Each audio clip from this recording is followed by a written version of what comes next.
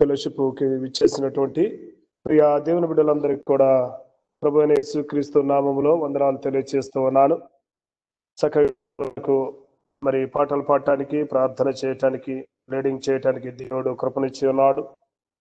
అదే రీతిగా మరి దేవుని యొక్క మాటలు కూడా దేవుడు వినిపించబోతూ ఉండగా మనమందరం కూడా శ్రద్ధగా విన్నాం. దానికన్నా ముందుగా ఒక 2 నిమిషాలు నేను ఒక మరి చిన్న సాక్ష్యమును మీ మధ్యలో పంచుకోవాలని తలంచుతూ ఉన్నాను. నా పేరు పాస్టర్ ప్రభాకర్. గట్కేశ్వర ప్రాంతంలో మరి పరిచర్య చేస్తున్నాను. బెతస్తా ప్రార్థనా సహవాసం మరి ఆ యొక్క సంఘమును మరి కాయుటకు లేకపోతే నడిపించటకు దేవుడు సహాయం చేసి వాడుకుంటూ ఉన్నాడు. అయితే మీ మధ్యలో ప్రార్థన సహాయమును కోరి ఉన్నాను. గత కొన్ని దినముల క్రితం ప్రార్థన సహాయమును కోరి ఉన్నాను. మరి మీరందరూ కూడా ప్రార్థన చేశారు. ప్రార్థన చేసిన రీతిగా 24వ తారీఖు రాత్రి, డిసెంబర్ 24వ తారీఖు రాత్రి 9 గంటలకు మరి నూతన మందిర ప్రారంభోత్సవం జరిగి ఉన్నది. ఆ విషయాన్ని నేను ముందుగానే పంచుకుందాం అనుకున్న కొన్ని మరి పనుల వలన, భారం వలన నేను పంచుకోలేకపోయాను. దేవుని కృప ద్వారా దేవుడు మరి అన్ని సమకూర్చి సమయానికి మరి యొక్క మందిరాన్ని, పైన కట్టబడినటువంటి మందిరాన్ని ఓపెన్ చేయడానికి దేవుడు కృపనిచ్చి ఉన్నాడు. కనుక మరొకసారి మీ అందరికి కూడా ప్రత్యేకమైనటువంటి వందనాలు తెలియజేస్తూ ఉన్నాను. సంఘం కొరకు, మందిరం కొరకు ప్రార్థించినటువంటి అందరికి కూడా ప్రభువైన యేసుక్రీస్తు నామములో వందనాలు తెలియజేస్తూ ఉన్నాను. కనుక దేవుడు మరి మీ అందరి ప్రార్థన, మనందరి ప్రార్థన విని దేవుడు గొప్ప కార్యము చేశాడు. కనుక దానిని బట్టి మరి ఇంకా దేవుడు అనేకమైనటువంటి అద్భుతాచర్య కార్యములు మరి యొక్క ఫెలోషిప్ ద్వారా అనేకుల జీవితాల్లో దేవుడు గొప్ప కార్యములు చేస్తూ ఉన్నాడు. కనుక ఈ యొక్క విషయాన్ని చెప్పాలని నేను తలంచి ఉన్నాను. మీ అందరూ కూడా మా యొక్క సంఘము తరపున, మరి సేవకుని తరపున, కుటుంబము తరపున ప్రత్యేకమైనటువంటి వందనాలు తెలియజేస్తూ ఉన్నాను. మంచిది ప్రియులారా, ఈ దినము కొన్ని మాటలు మరి మనం విందాం, నేర్చుకుందాం. దేవుడు మనతో మాట్లాడబోతున్నాడు. అందరూ కూడా బైబిల్ తెరిచినట్లయితే ఒక మాటను చదువుకుందాం.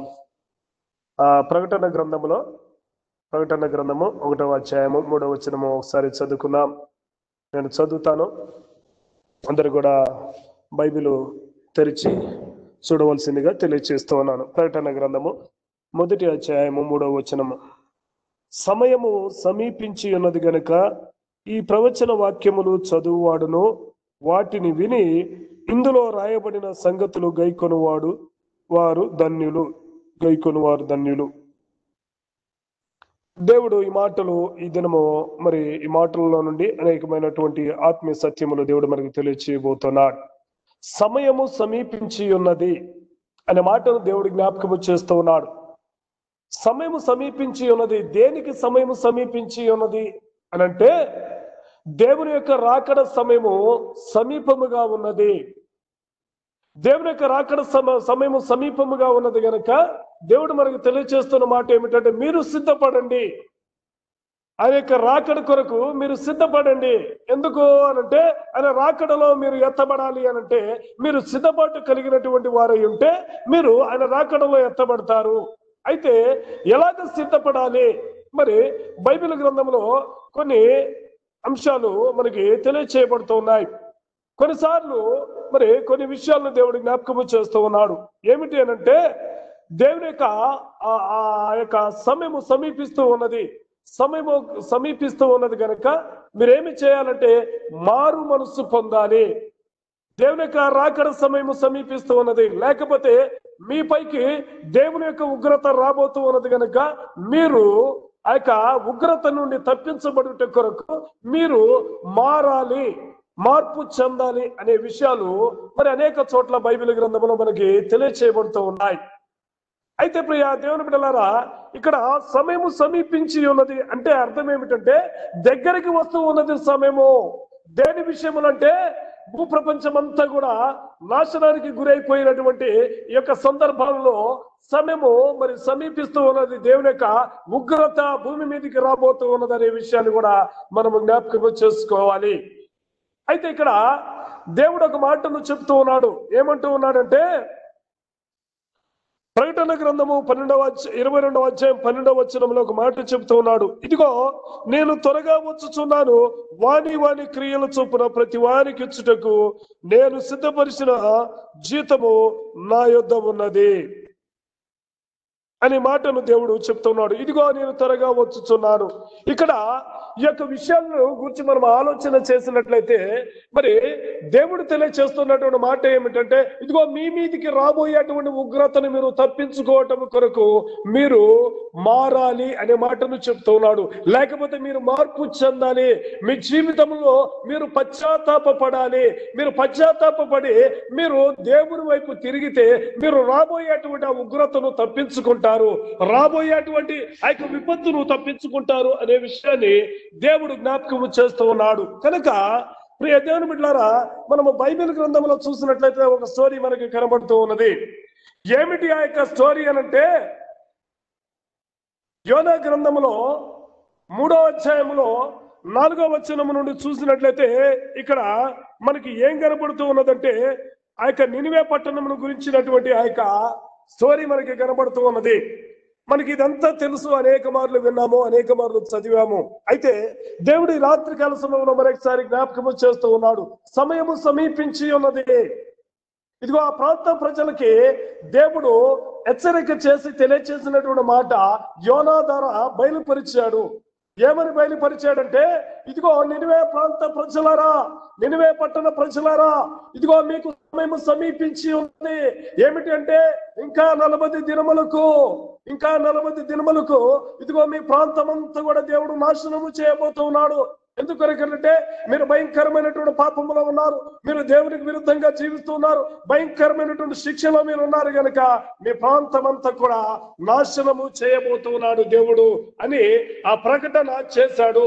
మీరు ఒకవేళ దాని నుండి తప్పించబడాలంటే మీరు దేవుని సన్నిధిలో మీరు పశ్చాత్తాపపడాలి, దేవుని సన్నిధిలో మీరు ప్రార్థన చేయాలి, దేవుని వైపు తిరగాలి అనే మాటను ఎప్పుడైతే యోనా ప్రకటన చేశాడో ఆ యొక్క పిలుపునందుకున్నటువంటి ఆ ప్రజలందరూ కూడా మరి ఆ యొక్క ఉగ్రత నుండి తప్పించబడటం కొరకు, అయ్యో దేవుని యొక్క ఉగ్రత రాబోతూ ఉన్నది, దేవుని యొక్క సమయం రాబోతూ ఉన్నది, మనము దేవునికి విరుద్ధంగా జీవిస్తున్నటువంటి ప్రజలుగా ఉంటూ ఉన్నాము కనుక ఆ యొక్క దేవుని యొక్క ఉగ్రతను తప్పించుకోవడం కొరకు మరి దేవుడు హెచ్చరిక చేస్తున్నాడు కనుక మనమందరము కూడా దేవుని సన్నిధిలో పశ్చాత్తాపపడదాము, దేవుని సన్నిధిలో మన పాపమును ఒప్పుకుందాము, మన దుర్మార్గతలో మన దేవునికి విరుద్ధమైనటువంటి మన జీవితంలో దేవుని ఎదుట ఒప్పుకొని మనము సరి చేసుకుందామని అక్కడ చిన్నలు పెద్దలు వృద్ధులు అందరూ రాజుతో మంత్రులతో సహా దేశంలో ఉన్నటువంటి వారందరూ కూడా పశువులు అన్ని కూడా ఏమైపోయాయంటే ఉపవాసం నుండి దేవుని సన్నిధిలో పశ్చాత్తాపపడి ప్రార్థన చేస్తూ ఉన్నారు.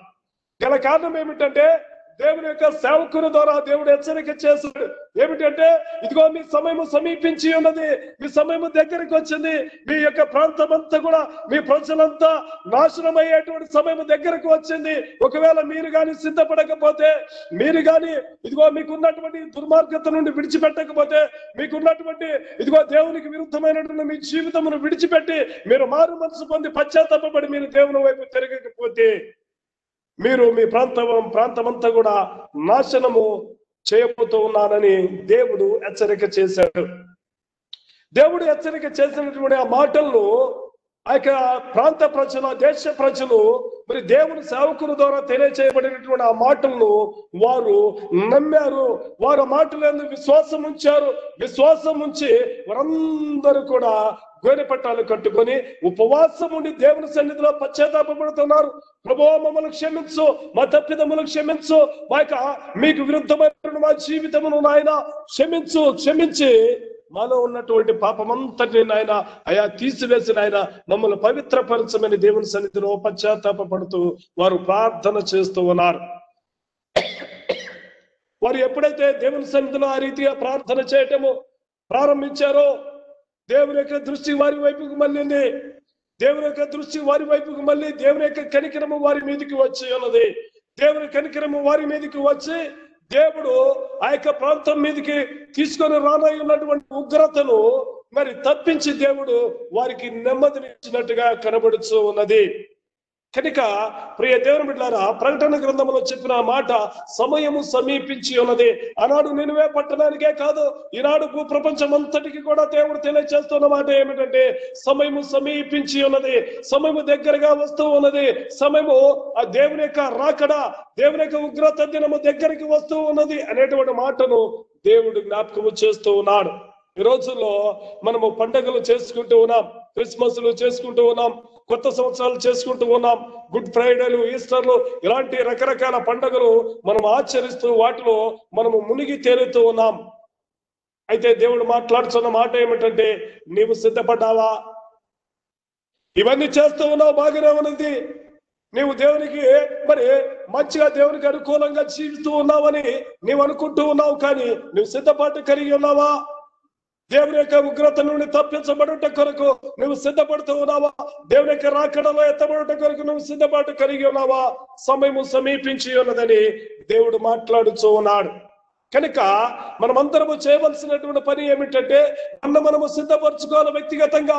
మన యొక్క సమయాన్ని, దేవుడు మనకిచ్చిన సమయాన్ని దేవుని సన్నిధిలో దేవునికి అప్పగించుకుంటూ, దేవుని సన్నిధిలో పశ్చాత్తాపడుతూ, ప్రభువా ఒకవేళ ఈ మాటలు నా కొరకే నీవు నన్ను హెచ్చరించావేమో, ఇంకా ఎక్కడైనా నేను సరి చేయబడలేదేమో, ఎక్కడైనా నేను సిద్ధపాటు లేకుండా ఉన్నానేమో, ఎక్కడైనా నేను పాపములో మునిగి తేలుతూ ఉన్నానేమో, ఎక్కడైనా నీకు అవిధేయుడిగా జీవిస్తూ ఉన్నానేమో, నీకు అవిధేయురాలుగా జీవిస్తూ ఉన్నానేమో, ఇదిగో నీకు అయిష్టమైనటువంటి కార్యములు నా జీవితంలో ఉన్నాయేమో, నన్ను నేను పరీక్షించుకున్నట్టుకు ఒక అవకాశమును దయచేయమని దేవుని సన్నిధిలో ప్రార్థించవలసినటువంటి అవసరత ఎంతైనా మనకు ఉన్నదని దేవుని యొక్క లేఖనము ఈ దినము మనకి తెలియజేస్తూ ఉన్నది.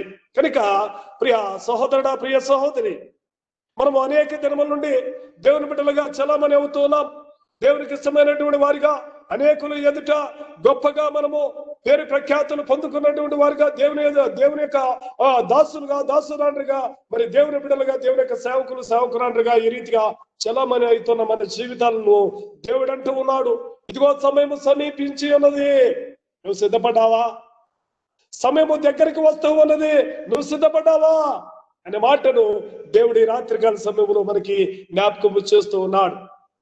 అనేక విషయాల్లో మనము పాలు పంపులు పొందుతూ ఉంటాం, మంచిగానే మరి అన్ని విషయాల్లో ముందుకు వెళుతూ ఉంటాము, కానీ మనము సిద్ధపాటు చేసుకునే కొరకు మనము ఈ విషయమును తప్పిపోతూ ఉంటాం.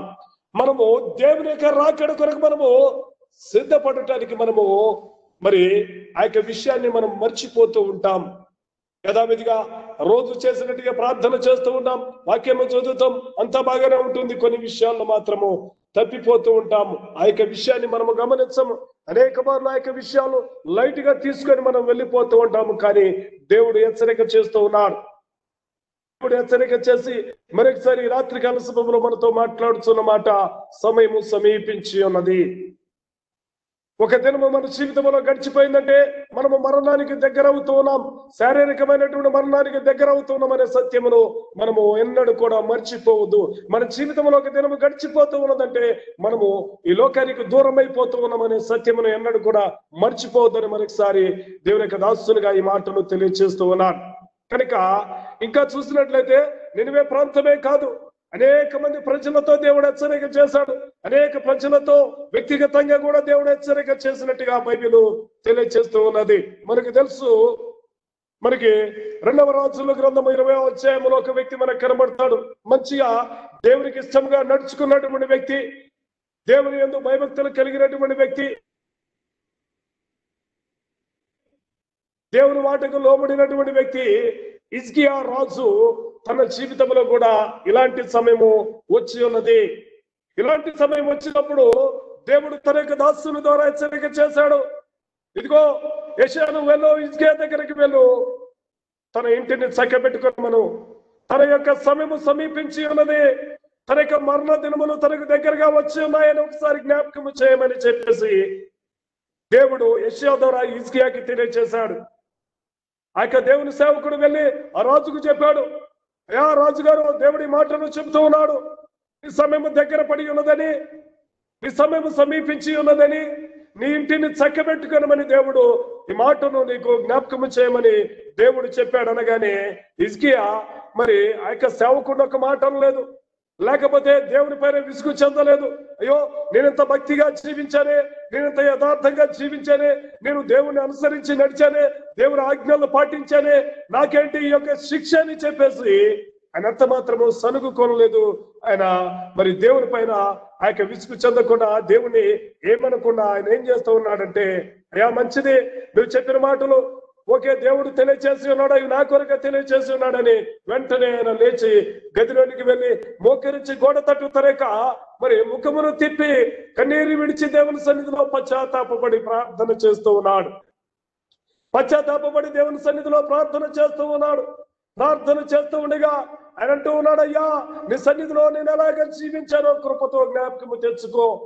నిన్ను అనుసరించి నడిచినటువంటి ఆ యొక్క దినములు ఒకసారి జ్ఞాపకము చేసుకోను. ఆయన ఒకవేళ మీకు విరుద్ధంగా ఏదైనా నేను తప్పు చేస్తుంటే నన్ను క్షమించమని దేవుని సన్నిధిలో హిజ్కియా ప్రార్థన చేశాడు.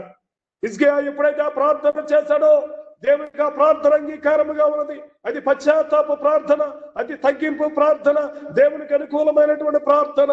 ఆ ప్రార్థనను దేవుడు అంగీకరించాడు.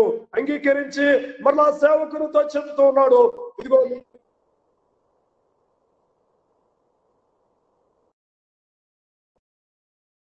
నువ్వు వెళ్ళి ఆ యొక్క హిజ్కియాతో చెప్పు, నేను మరలా తనకు ఆయుస్సును పొడిగిస్తూ ఉన్నాను.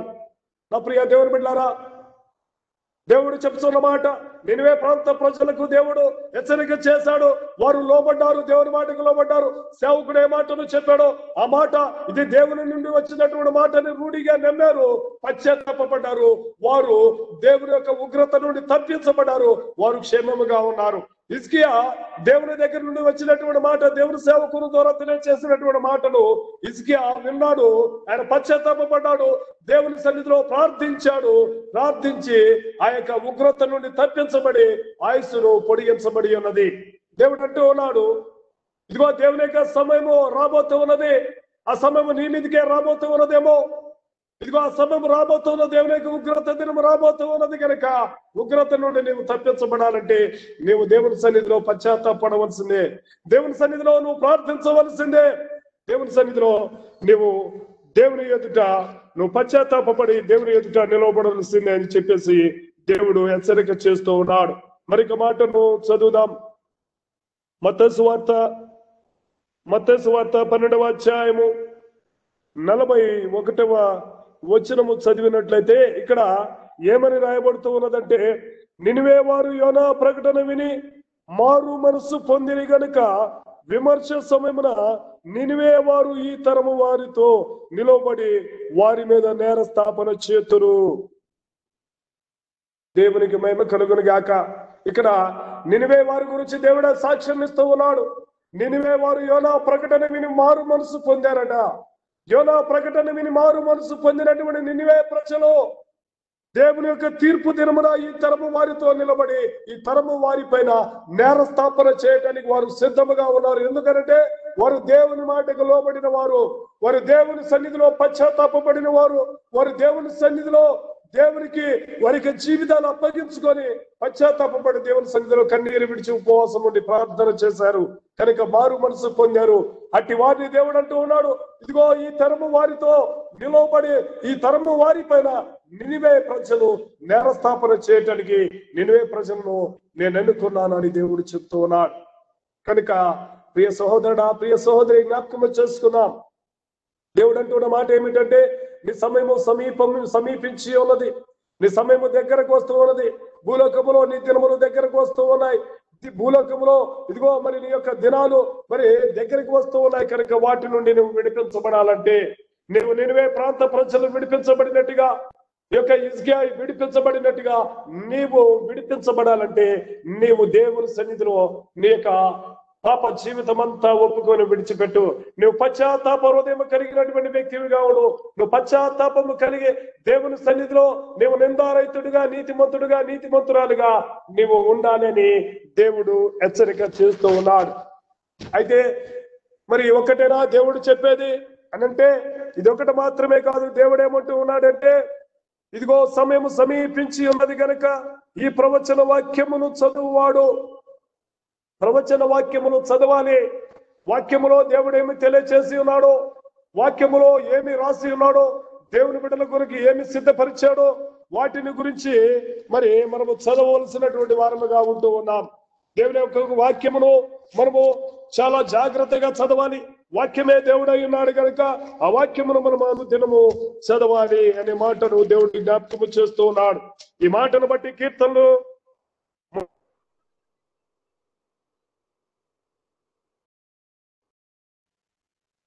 2వ వచనము నుండి చూసినట్లయితే, యెహోవా ధర్మశాస్త్రమునందు ఆనందించుచు దివారాత్రము దానిని ధ్యానించువాడు ధన్యుడు. యెహోవా ధర్మశాస్త్రమునందు ఆనందించుచు అంటే దేవుని యొక్క వాక్యమును అనుదినము దివారాత్రములు ధ్యానించాలి. వాక్యములో మన కొరకు దేవుడు ఏమి సిద్ధపరిచాడో, ఎలాగ మనము వాటిని స్వతంత్రించుకోవాలో, ఆ యొక్క వాక్య ప్రకారం మనం ఎలాగ జీవించాలో, ఆ యొక్క వాక్యము ఏమి రాసి ఉన్నదో, దేవుడు ఎందుకు ఆ మాటలు రాసి ఉన్నాడో ప్రతిదీ కూడా పరిశీలన చేయాలి, పరీక్షించాలి, వాక్యమును పరిశీలించాలి, చదవాలి. ప్రతి దినము కూడా దేవుని యొక్క వాక్యమును చదివేటువంటి వారిగా మనం ఉండాలి. సమయం సమీపిస్తూ ఉన్నది కనుక ప్రవచన వాక్యములు చదవాలి. వాక్యములు చదివితే మన యొక్క జీవితము మనము ఏ రీతిగా ఉన్నామో ఆ యొక్క వాక్యము మనకి బయలుపరుస్తూ ఉన్నది. మనం ఎలాగ జీవిస్తూ ఉన్నామో అనేది దేవుడు తేటగా మనకి తెలియచేస్తాడు కనుక వాక్యమును మనము ప్రతి దినము చదవవలసిన వారముగా ఉంటూ ఉన్నామని బైబిల్ చెప్తూ ఉన్నది. అదే రీతిగా చూసినట్లయితే ఈ వాక్యము ఏంటి అంటే, వాక్యము సత్యము. ఈ వాక్యము సత్యము. మనము చదివేటువంటి ఈ వాక్యము, అది వినేటువంటి ఈ వాక్యము సత్యము. ఈ సత్యము ఎవరు అంటే యేసు క్రీస్తు ప్రభే.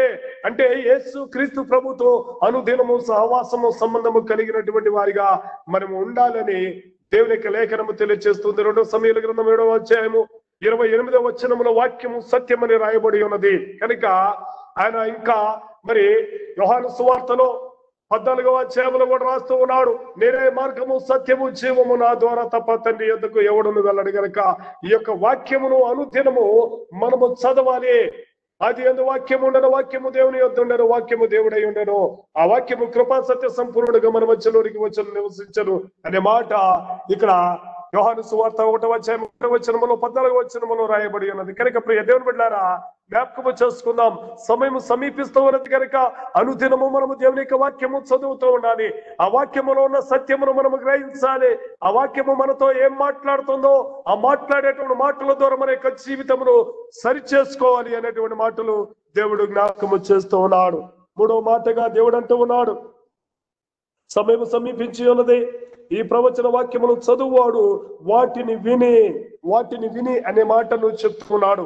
వాటిని వినాలి. చదవటం మాత్రమే కాదు, దేవుని యొక్క వాక్యము మన ఎద్దకు వచ్చినప్పుడు వినాలి. ఎలాగ వినాలి? ద్వితీయోపదేశ కాండము 28వ అధ్యాయం 1వ వచనములో ఈ మాటలు రాయబడుతూ ఉన్నాయి.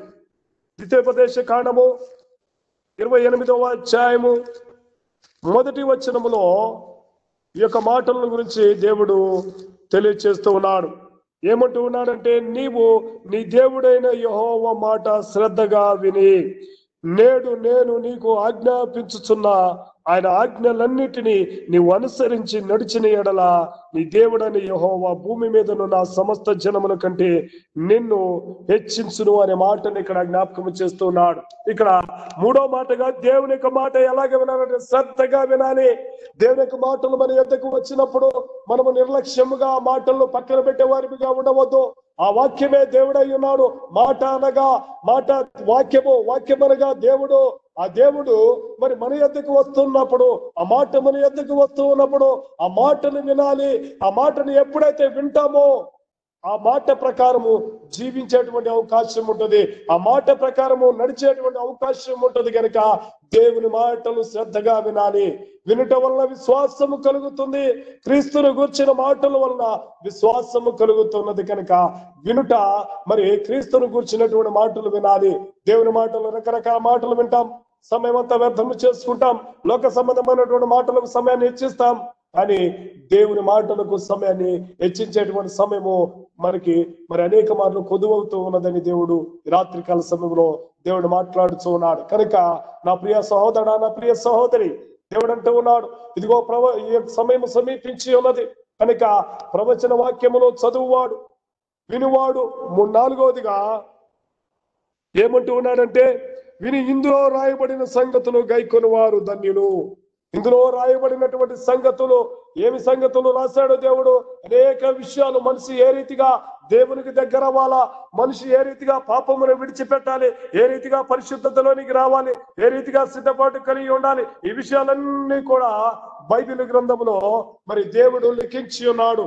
మనిషి యొక్క జీవితమును ఎలాగా దేవునికి దగ్గరగా చేసుకోవాలో మరి ఆ సంగతులన్నీ కూడా దేవుడు బైబిల్ గ్రంథంలో లిఖించి ఉన్నాడు. కనుక అట్టి విషయాలను మనము గైకొనాలి, ఆ యొక్క విషయాలను మనము చదవాలి, వినాలి.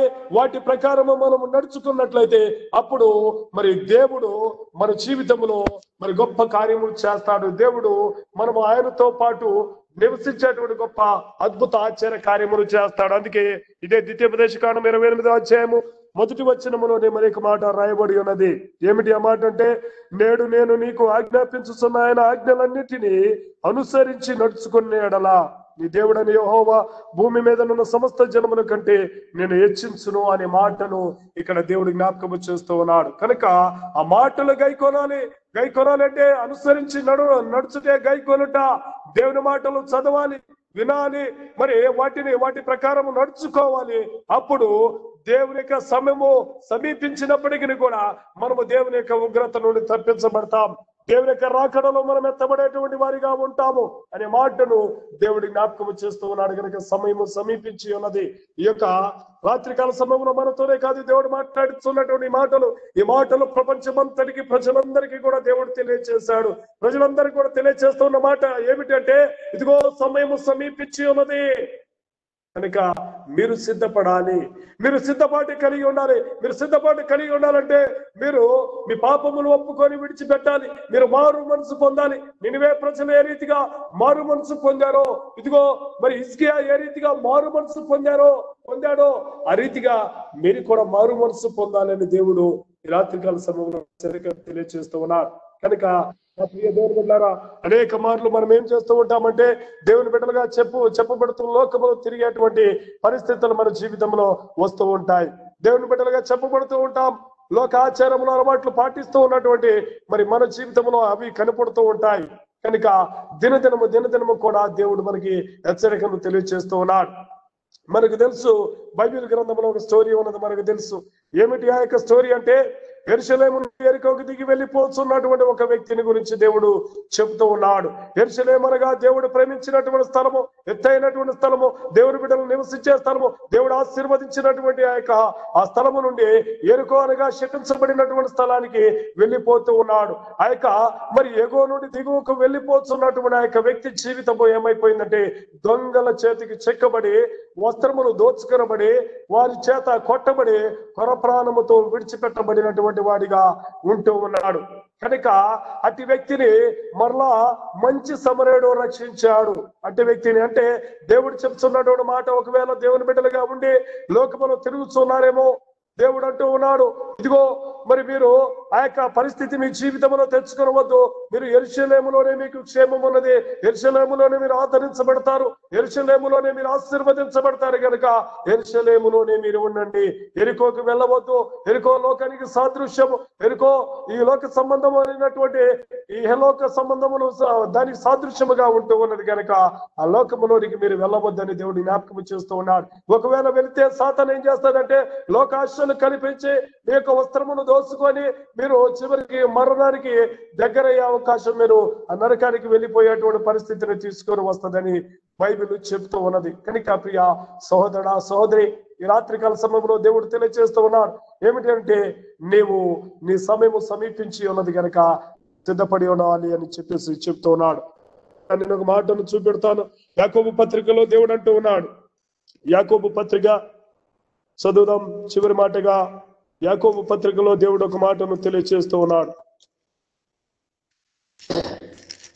యాకోబు పత్రిక 4వ అధ్యాయంలో 14వ వచనము ఒకసారి చదివినట్లయితే, ఇక్కడ రేపేమి సంభవించునో మీకు తెలియదు, మీ జీవమే పాటిది, కొంతసేపు కనబడి అంతలో మాయమైపోయే ఆవిరి వంటి వారే. రేపేమి సంభవిస్తుందో తెలియదనేటువంటి మాటను దేవుడు ప్రపంచ ప్రజలందరికీ కూడా హెచ్చరిక చేస్తూ ఉన్నాడు. రాత్రికాల సమయంలో దేవుడి మాటలు వింటున్నటువంటి మనతో కూడా దేవుడు హెచ్చరిక చేస్తూ ఉన్నాడు. ఏమిటంటే రేపేమి సంభవిస్తుందో నీకు తెలియదు ప్రియ సహోదరుడా, ప్రియ సహోదరి. బైబిల్ చెప్తూ ఉన్నది కనుక నీ జీవితం ఏపాటిది, కొంతసేపు కనబడే అంతలో మాయమైపోయే ఆవిరి వంటిది.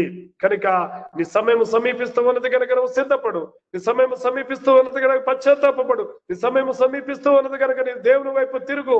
నువ్వు లోకము నుండి లోకమును విడిచిపెట్టి దేవుని వైపు తిరుగు. అప్పుడు దేవుడు నీ పైన తన కనికరమును చూపెడతాడు, తన కృపను చూపెడతాడు. చూపించి రాబోయేటువంటి ఉగ్రత నుండి తప్పించి మీరు దేవుని మహిమలోనికి తీసుకుని వెళ్ళటానికి దేవుడు సిద్ధముగా ఉన్నాడు. రాత్రికాల సమయంలో పట్టడానికి నువ్వు మరి సిద్ధముగా ఉన్నావా? నేను ప్రజలు మారు మనసు పొందిన రీతిగా నీవు నేను మనమంతరము కూడా మారు మనసు పొందవలసినటువంటి మరి సమయం ఉన్నది కనుక అట్టి సమయమును దేవుడు మనకి ఇచ్చి ఉన్నాడు. కనుక ఈ మాటలు అనేక మార్లు విన్నప్పటికీ కూడా మరొకసారి దేవుడు హెచ్చరికగా మనకు తెలియజేస్తూ ఉన్నాడు. కనుక ఈ మాటలను మన యొక్క హృదయంలో భద్రపరుచుకొని మనము అనుదినము కూడా మరి ఈ మాటల చేత ఆదరించబడుతూ, ఈ మాటల చేత బలపరచబడుతూ, ఈ మాటల చేత హెచ్చరించబడుతూ మన యొక్క హృదయములు సిద్ధపరచుకున్నాం. దేవుని యొక్క రాకడ కొరకు మన హృదయములు సిద్ధపరచుకుందాం. బుద్ధి కలిగిన కన్యకల వలె మనము దేవుని యొక్క రాకడ కొరకు సిద్ధపడదాం. బుద్ధి లేనటువంటి కన్యకలు వారి సిద్ధంలో నూనె లేకుండా వారి నిర్లక్ష్యము చేత వారు ఉంటూ ఉన్నారు. వారు క్రైస్తవులే, కానీ వారు దేవునితో వెళ్ళేటువంటి అవకాశము లేదు కనుక వారు ఉగ్రత పాలైనట్టుగా మనకు తెలుస్తూ ఉన్నది. కనుక విడిచిపెట్టబడిన ప్రతి ఒక్కరు కూడా ఉగ్రత పాలయ్యే అవకాశం ఉంటది కనుక మనము విడిచిపెట్టబడకూడదని మరొకసారి దేవుడు హెచ్చరిక చేస్తూ ఈ మాటలు దేవుడు తెలియజేస్తూ ఉన్నాడు. కనుక జ్ఞాపకం చేసుకుందాం. ఈ రాత్రికాల సమయంలో మరి దేవుడు మనతో మాట్లాడినటువంటి మాటలను చాలా జాగ్రత్తగా మనము పరిశీలన చేద్దాం. ఈ మాటలు మనము మన హృదయంలో భద్రపరచే ప్రకారము మన జీవితాల్లో కట్టుకుందాం. అట్టి కృప దేవుడు మనందరికీ అనుగ్రహించును గాక. ఆమేన్.